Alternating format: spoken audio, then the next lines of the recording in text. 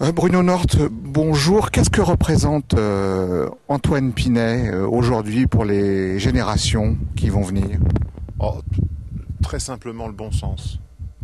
J'allais presque dire le bon sens paysan, parce qu'on est issu d'un mouvement qui s'appelle le CNI épais, puisque on est dans cette belle province et que la ruralité est quelque chose d'important pour nous. Le bon sens, et il représente aussi historiquement, bien entendu, la politique du Francfort et l'emprunt Pinet. Mais si on devait résumer en peu de mots, le bon sens. Est-ce qu'aujourd'hui, on manque un peu de ce bon sens en politique? Vous pensez qu'il y a des errements? Très clairement. Je crois qu'aujourd'hui, on ne sent pas que l'action politique est vraiment sous-tendue par ce bon sens. Finalement, il y a trop de clientélisme, de communautarisme. Je crois que Pinès était aussi un homme politique qui défendait avant tout l'intérêt général. Et c'est ce qu'il nous faudrait un peu plus aujourd'hui. Alors en matière de gestion, il était connu pour être un homme rigoureux, qui équilibrait ses budgets.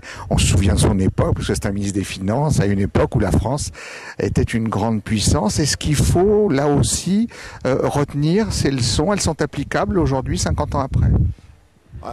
Les époques sont différentes, mais c'est vrai que c'était une génération qui ne dépensait pas l'argent qu'elle n'avait pas. Alors ça, c'est une leçon qu'on pourrait donner surtout aux socialistes, qui sont les spécialistes des politiques dispendieuses et à crédit.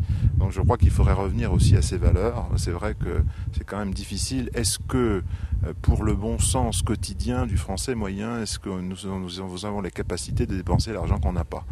C'est un petit peu la politique de la France, et je crois que l'équilibre budgétaire, effectivement, est quelque chose d'important si on ne veut pas hypothéquer la vie des générations futures. Est-ce que ça a été un moment important pour vous de revenir un peu sur les traces de Pinet, de venir dans le village où il est né? Vous savez, Pinet, c'est un petit peu les racines du futur.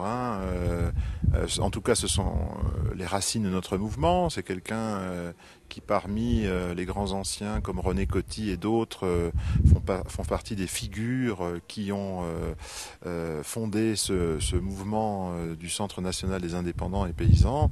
Et donc, c'est clair que revenir sur ces terres, pouvoir ressentir l'atmosphère du lieu où il a vécu, où il y a eu son entreprise, c'est quelque chose d'important. C'est les racines, et les racines, c'est très important.